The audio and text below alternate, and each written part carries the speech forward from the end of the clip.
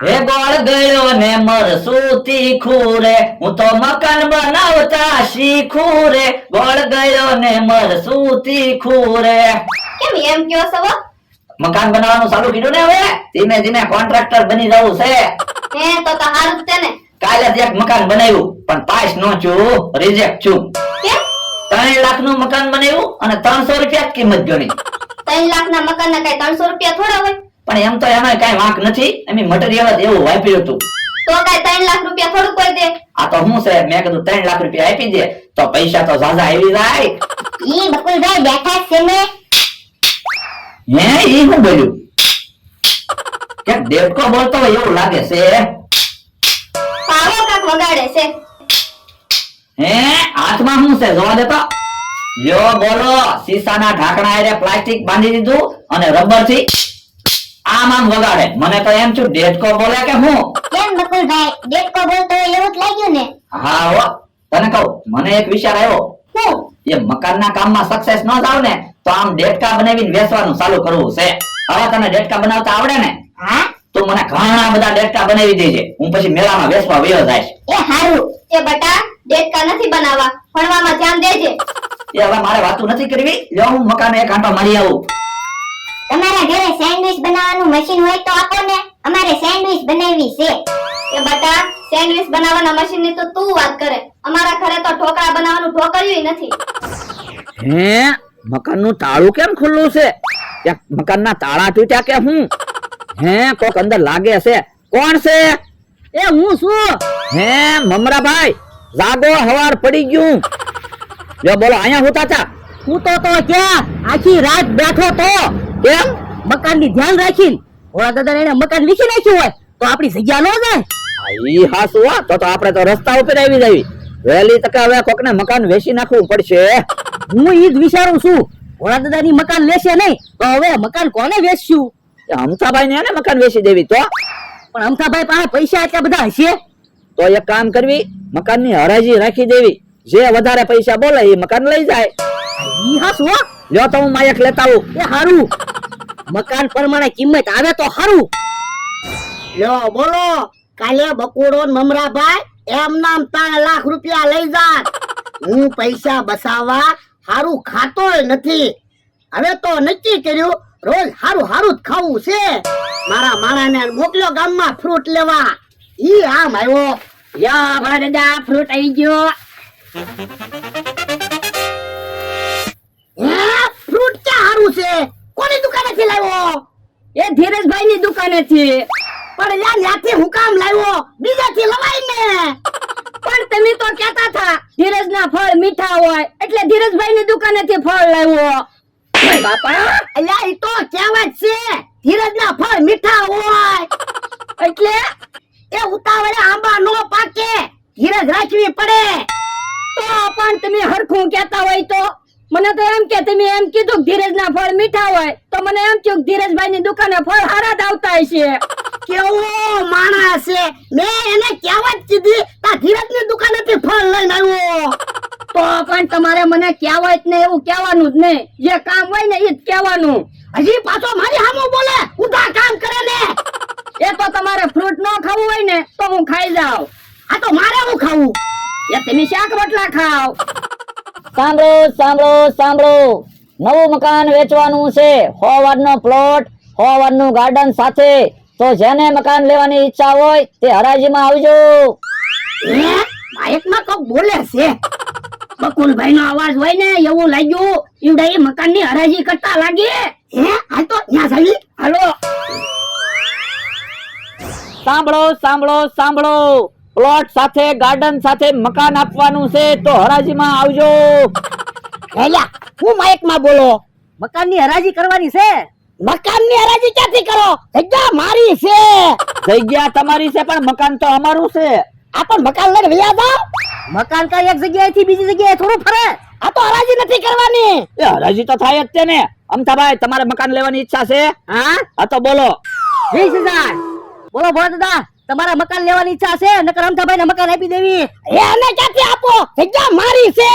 ડોહા જગ્યા હાટું તો મકાન રાખું. ભલા દાદા તો આપણે ઝાઝા પૈસા બોલો, બાકી અમથાને તો મકાન આપવા જેવું જ નથી. અમથો અહીંયા રહેવા આવશે ને તો આપણે રોજ બાંધણ થાહે. 50,000 લાખ રૂપિયા બોલો ભલા દાદા. 2 લાખ 2.5 લાખ ભલા દાદા આપણે ઝાઝા પૈસા બોલો.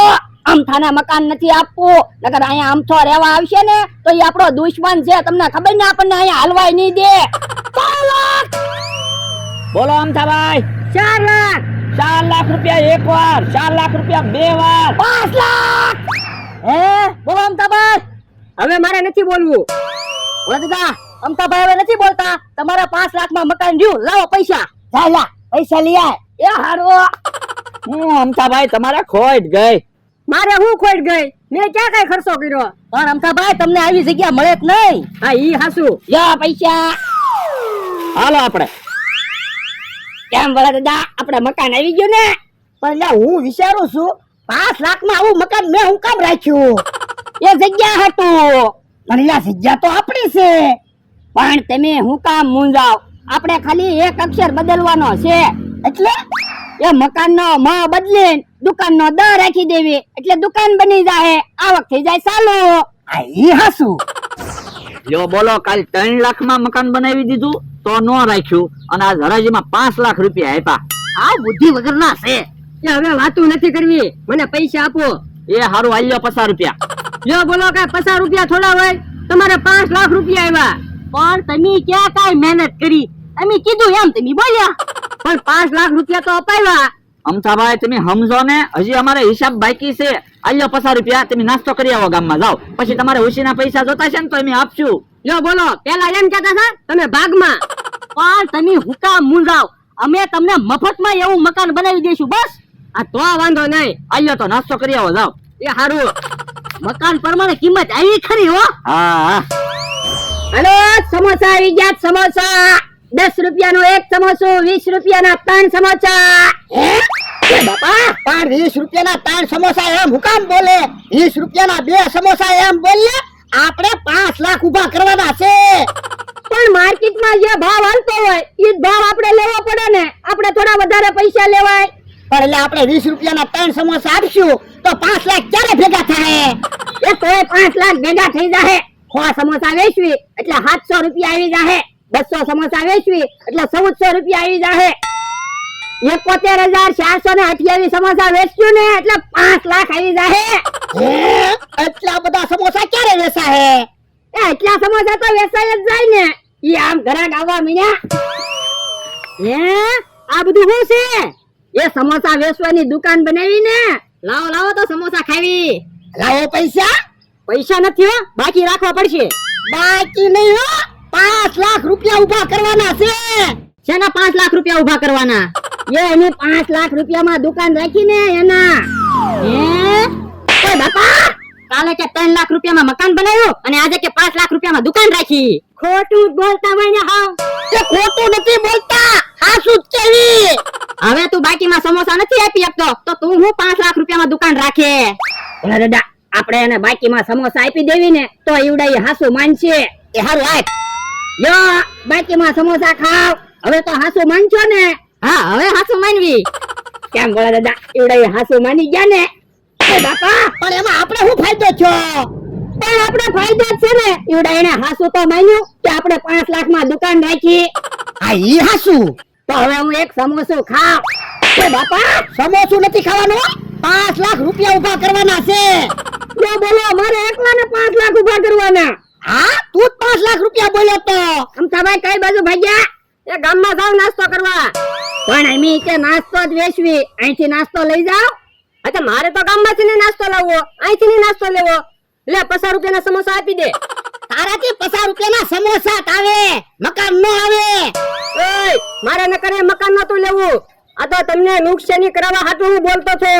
એટલે મને બકુલભાઈ ને મમરાભાઈ કીધું તું અમે કઈ ને એમ બોલજો.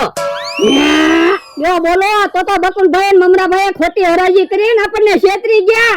હે છેતરી ગયા એમ થોડું હાલે. હાલ તો હવે ગોતવા પડશે. એ હારું હાલો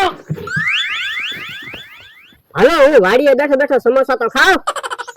બકુલભાઈ અમથાને 50 રૂપિયા નહોતા દેવાના, 500 રૂપિયા દઈ દેવાના હતા. કેમ?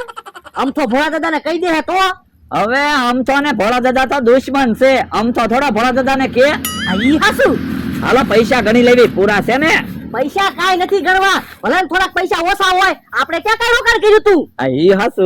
અહીંયા તું બા લાવો મારા 5 લાખ રૂપિયા. શું કામ? આ તો તમે ક્યાં હાચી હરાજી કરી હતી, ખોટી હરાજી કરી હતી. કોણે કીધું? આમ તો કેતો તો, હવે આમ તો ખોટું બોલતો છે. ઓય બાપા, આમ તો કાંઈ ખોટું નતો બોલતો, તમે ખોટા છો. આ તો કાંઈ પૈસા પાછા નહીં મળે. પૈસા કેમ ન મળે, ઢીબી નાખો. લ્યો બોલો, એમ થોડું હાલે? કાલ તમને મકાન બનાવી દીધું તોય પૈસા પાછા લઈ લીધા, અને આજે હરાજીમાં તમારે મકાન આવ્યું તોય પાછા પૈસા લેવા આવ્યા. અમારા પૈસા છે, પાછા લેવા આવી જ તે ને. હા તો અમે 2000 રૂપિયા લઈ લેવી, બીજા પૈસા તમને પાછા આપી દેવી. 1 રૂપિયો નહીં, બધા પૈસા લાવવાનો. તો ભાગો મમરાભાઈ. હા બધા ઉભા રહેતો, ઉભા રહેતો, ભાગી ગયા.